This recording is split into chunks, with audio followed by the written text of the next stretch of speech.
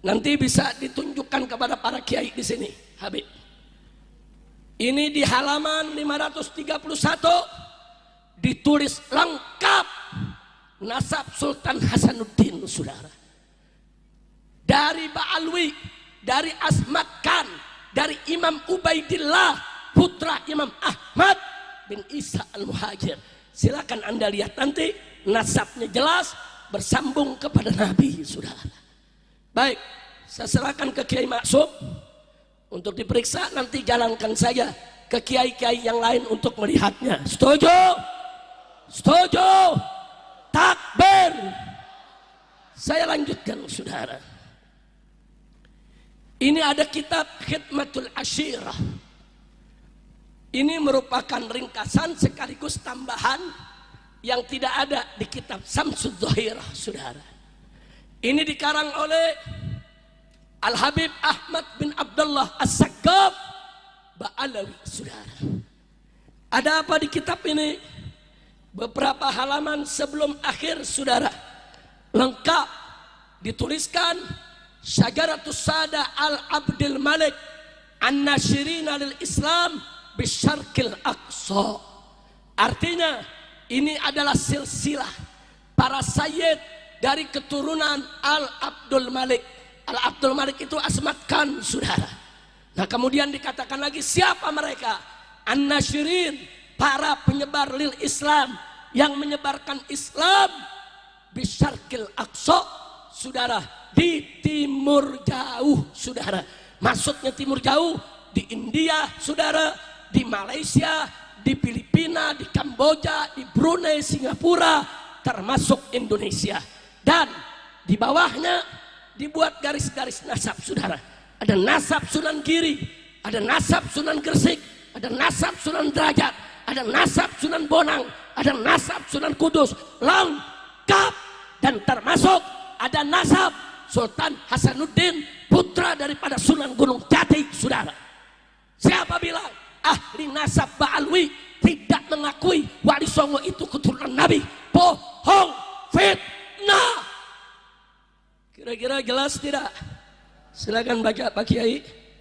Ini judulnya di atas dan ini nasabnya. Kira-kira jelas tidak?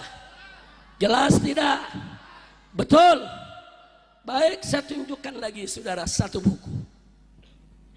Kitab ini judulnya Tajul A'ros, dikarang oleh Al-Habib Ali bin Husain Al-Attas, saudara, Ba'alawi. Dalam kitab ini, saudara, di halaman 337, saudara, dia menceritakan di sini dengan judul Gudu Musadah Ali Asmat Khan Minal Hindi. Datangnya para sayyid dari marga Asmat Khan dari India, masuknya mereka ke Indonesia, saudara. Lengkap sejarahnya dibuat secara runut, saudara, beberapa halaman berikutnya. Silakan Pak Kiai. Enggak apa-apa, itu diteruskan aja Kiai.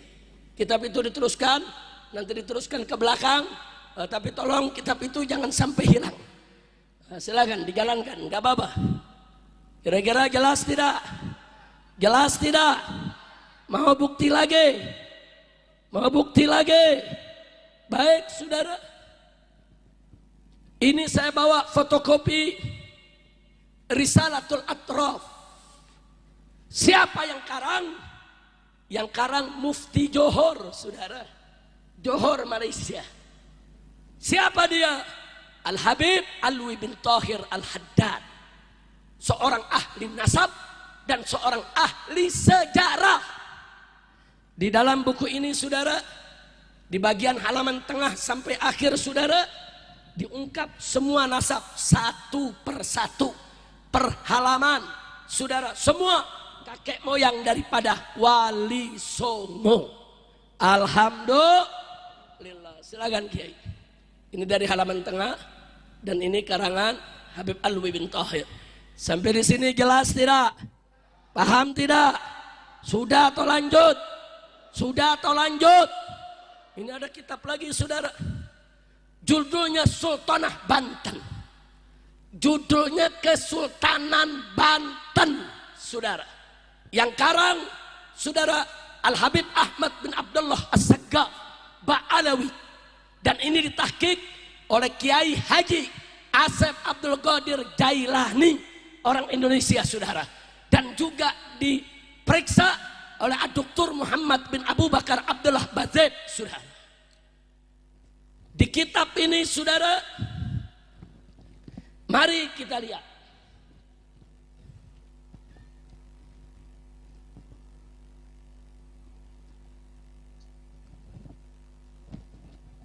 Dalam kitab ini dituliskan nasab Sultan Hasanuddin, saudara.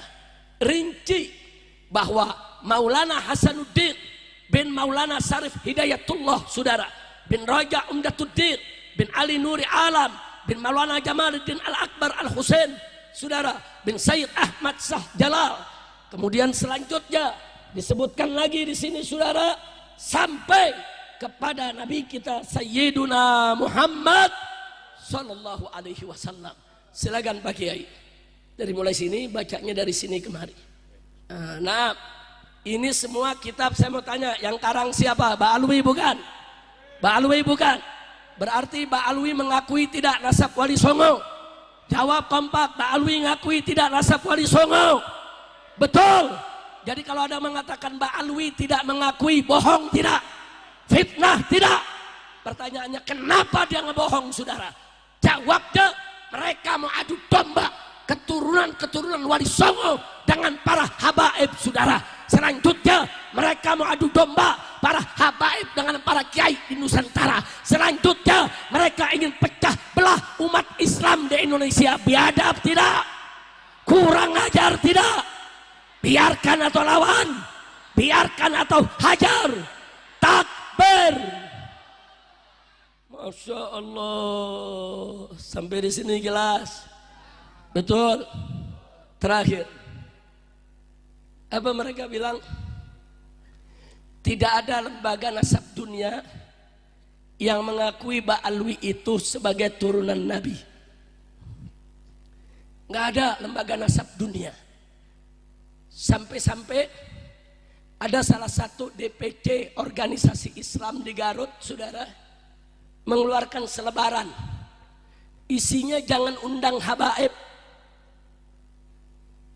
isinya jangan undang habaib, kecuali kalau habaib itu sudah ada pengakuan lembaga nasab internasional. Luar biasa, saudara. Nggak main-main ini pengaruh para begal nasab, saudara. Organisasi Islam dipengaruhi sampai sedemikian rupa, saudara. Sekarang saya tunjukkan, saudara. Ini salah satu nasab Ba'alwi, saudara. Dari marga Belfagi, yang dia juga keturunan Imam Ubaidillah, saudara. Ini itsbat nasab disetempel dan ditandatangani oleh 20 lembaga nasab dunia, saudara. 20 lembaga nasab dunia menandatangani para ahli nasabnya, memberikan stempel dari berbagai negara, dan di nasab ini tertulis, saudara, bahwa Belfagi ini Ba'alwi, saudara, yang njitnya adalah dari Muhammad bin Alwi bin Ubaidillah bin Ahmad Al-Muhajir. Ditulis lengkap. Siapa bilang nggak ada pengakuan lembaga dunia, saudara? Jangan ngarang, dia mau tipu umat, dia mau tipu masyarakat, saudara, karena dia benci, iri, dengki dengan habaib, saudara. Maka itu saya pikir hari ini saya lihat umat kumpul begitu banyak, kiai kumpul begitu banyak. Ini perlu ada klarifikasi supaya umat jelas. Betul? Betul? Silakan Pak Kiai dicek. Ini judulnya di sini Syahadatul Nasab. Ini lembaga-lembaga nasab dunia. Silakan dihitung.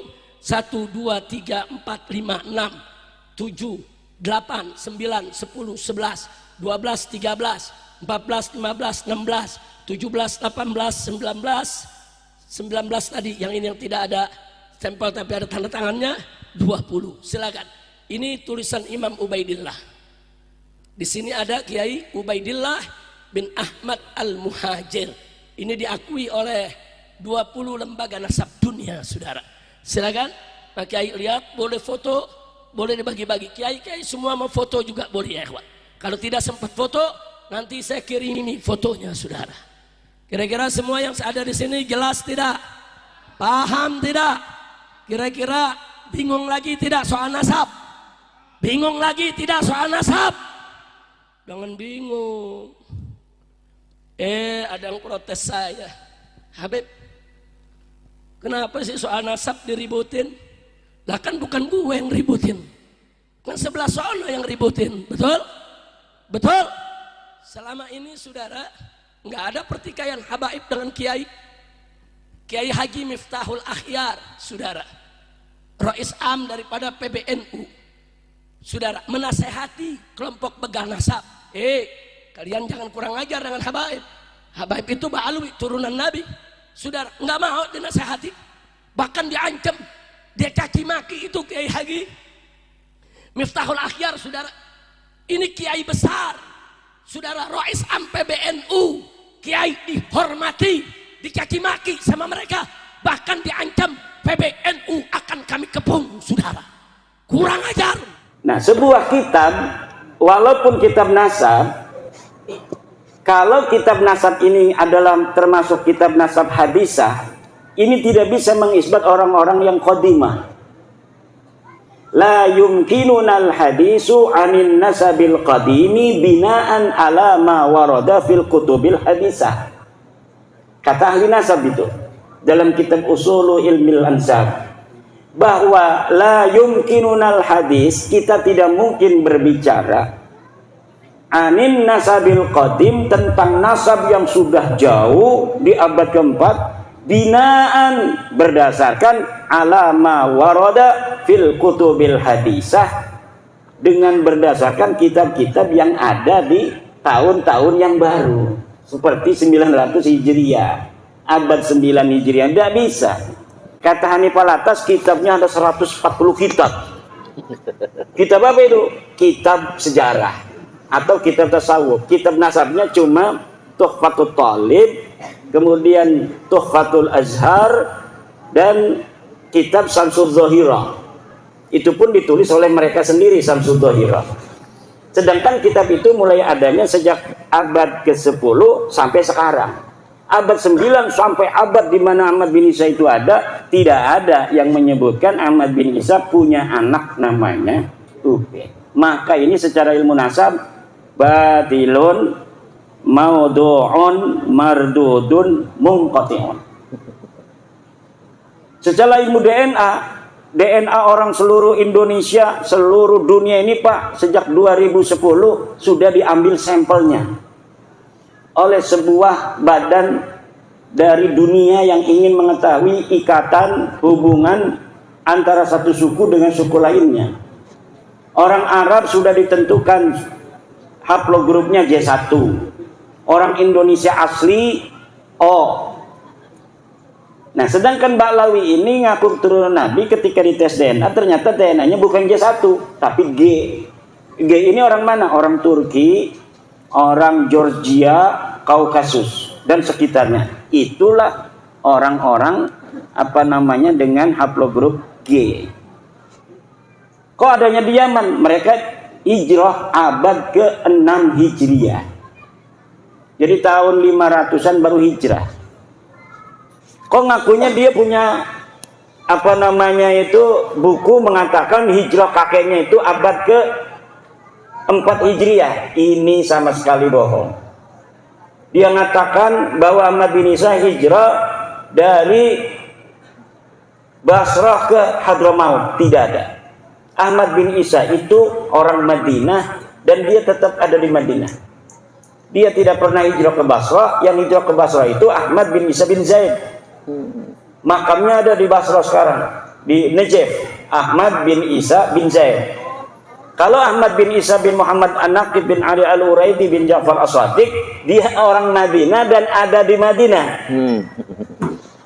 Di mana makamnya? Kalau misalnya Kiai Imad tidak mengatakan makamnya ada di Basra atau makamnya ada di Hadramaut, di mana makamnya? Enggak penting mengetahui makam. Karena miliaran manusia dari zaman Nabi Adam, hanya beberapa yang sampai sekarang ini masih ada makamnya. Kakek kita aja coba urut kakek kita 5, apakah seluruh kakek kita 5 itu makamnya masih terdeteksi ataukah tidak? Mungkin hanya sedikit orang yang bisa mendeteksi 5 leluhurnya makamnya masih utuh. Kecuali mungkin dia orang besar, kecuali mungkin dia ulama besar, makamnya dijarahin orang. Tapi apa iya 5-5-nya itu akan jadi orang besar semua? Biasanya ada aja yang nakal. Atau jadi orang biasa-biasa saja dan makamnya kemudian dilupakan. Jadi tidak penting ketika kita sudah mengetahui bahwa Ahmad bin Isa itu tidak hijrah ke Hadramaut, lalu katanya kalau makamnya itu bukan di Hadramaut, makamnya ada di mana? Sekarang ini kan makamnya dijarahin orang tuh. Jarahin katanya makam Ahmad bin Isa. Bagaimana orang yang tidak hijrah ke Hadramaut makamnya jadi Hadramaut lalu dijarah-jarahin? Ini sebagai bukti arkeologis. Ini buktinya bahwa Ahmad bin Isa itu ada. Apa buktinya? Makamnya ada. Lah kita bisa bikin makam sekarang Pak. Contohnya sekarang banyak makam palsu, betul nggak? Betul. Orangnya masa lalunya tidak ada, makamnya sekarang dibikin. Makamnya dibikin bagus lagi, dikasih kubah.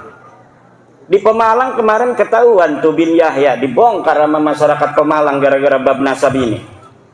Dulunya mereka ikut berziarah sampai nangis-nangis ziarahnya. Allah ya Allah. Sekarang dia yang bongkar sendiri. Tapi kita ingin mengatakan bahwa kalau kita umat Islam ini cinta pada Rasul dan wajib menjaga keturunan Rasulullah. Nasab-nasabnya yang orang mengaku turun Rasulullah itu harus asli. Kenapa? Ada kaitan antara pengakuan orang yang mengaku keturunan Nabi dengan masalah-masalah teologi. Kan kita ahli sunnah wal jamaah. Dalam ahli sunnah wal jamaah kita wajib mencintai ahlu bait. Ahlu bait itu tadi, la as'alukum alaihi ajra illal mawaddata fil qurba. Siapa itu? Kata Ibnu Abbas, Rasulullah pernah mengatakan yang dimaksud al-qurba itu pertama adalah Aliun wa Fatimatu wa waladahuma. Ali, Fatimah dan 2 anaknya. Selain ahli bait yang 5 ini termasuk baginda Nabi, keturunannya pun dalam tradisi, bukan dalam ajaran. Dalam tradisi ahli sunnah wal jamaah ini mendapatkan tempat. Kenapa saya bilang itu dalam tradisi bukan dalam ajaran? Karena tidak ada satu dalil pun yang kuat yang menyatakan kewajiban kita untuk mencintai keturunan Nabi itu tidak ada. Kalau mencintai ahli bait ini yang tadi itu Fatimah, Ali, siapa, Hasan, Husain itu ada dalilnya tadi. Pertanyaan dari Ibnu Abbas, wa man qarabatukal ladzina wajabat alaina mahabbatuhum. Siapa kerabatmu ya Rasulullah yang wajib kami cintai? Kan wajib tuh. Itu dilalatan sorihatan, wajib mencintai mereka. Siapa? Dijawab oleh Nabi, Aliun wa Fatimatu wa waladahuma. Ali, Fatimah dan 2 anaknya. Kalau keturunannya tidak ada dalil yang sorih yang menyatakan bahwa kita wajib sebagai umat Islam untuk mencintai turun Nabi, tidak ada. Tapi walaupun tidak ada, di dalam tradisi kita memiliki perhatian khusus, kecenderungan khusus untuk mencintai keturunan Nabi. Akhirnya kecenderungan mencintai keturunan Nabi ini dimanfaatkan oleh orang-orang yang mengaku keturunan Nabi. Maka bapak-bapak, ibu-ibu, sampai sekarang ini seluruh dalil-dalil saya yang saya sampaikan tentang keterputusan nasab mereka itu belum bisa dijawab, baik di dalam bahasa Arab maupun dalam bahasa Indonesia. Dalam bahasa Arab saya sudah mengarang Al-Mawahib Al-Laduniyah fi Qita'i Nasabi Ba'alawi ibn Ubaidillah. Kemudian saya juga mengarang kitab I'anatul Akhyar fi Jawab Syekh Abdillah Mukhtar Ini ada seorang kiai, Syekh Abdullah Mukhtar, yang menjawab tesis saya dengan bahasa Arab. Kemudian saya tulis jawaban-jawabannya dalam kitab I'anatul Ahyar fi Jawab Syekh Abdullah Mukhtar. Kemudian saya juga mengarang kitab Al-Ma'arif Ar-Rabbaniyah fi Hifdhin Nutfati An-Nabawiyah. Ini adalah jawaban untuk Kiai Qurtubi dari Lebak. Dia bikin kitab namanya kitab Ihya'ul Mauta, menghidupkan orang-orang mati. Itu Fakih Muqaddamah gitu. Kemudian di dalamnya ada dalil-dalil dia. Saya jawab semua dalilnya dalam kitab Al-Ma'arif Ar-Rabbaniyah fi Hifdhin Nutfah An-Nabawiyah. Dan semua kitab saya itu, para kiai, ada di internet yang bisa di-download, kemudian bisa di-print out gratis. Siapa saja yang masih memiliki keraguan terhadap apakah Bahlawi ini cucu Nabi atau bukan, itu bisa melihat dalil-dalil saya. Dan apabila ada yang mau membantah, dipersilahkan untuk membuat kajian yang sama dan kemudian dituangkan di dalam sebuah kitab atau sebuah buku. Baik yang berbahasa Indonesia, yang berbahasa Arab, itu kebanyakan saya langsung menanggapinya dengan tulisan. Yang membuat tulisan saya balas dengan tulisan. Ada dari Tarim, seorang Habib dari Tarim sudah mengirim sejak awal. Dia bikin kitab, kemudian saya jawab kitabnya. Ada dari Saudi Arabia, bikin kitab bantahan, sudah saya bantah. Kemudian dia tidak bantah lagi. Ada lagi dari Malaysia, bikin kitab, kemudian saya bantah, tidak bantah lagi dia. Namanya Al-Mahdali. Yang berbahasa Indonesia, Rumel Abbas. Kalau dia ini agak logis. Karena apa? Karena dia berusaha untuk mencari kitab-kitab abad ke-5 ke-6. Dia katanya mendapatkan, setelah saya teliti, ini kitab tulisannya aja abad ke-6, tetapi ternyata ditulisnya tahun 1960 Masehi. Baru 50 tahun. Jadi kitabnya saya sebut kitab palsu. Dari mana saya tahu palsunya itu?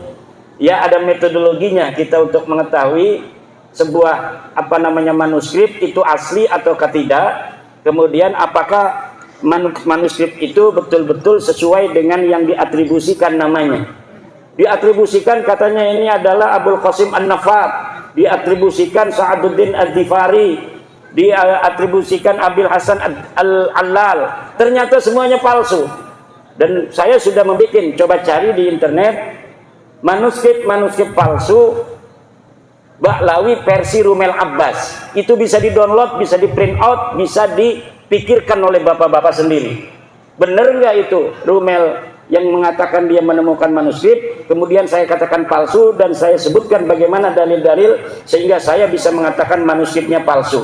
Kitabnya baru dibikin 1960-an. Itu ada, tinggal di-download.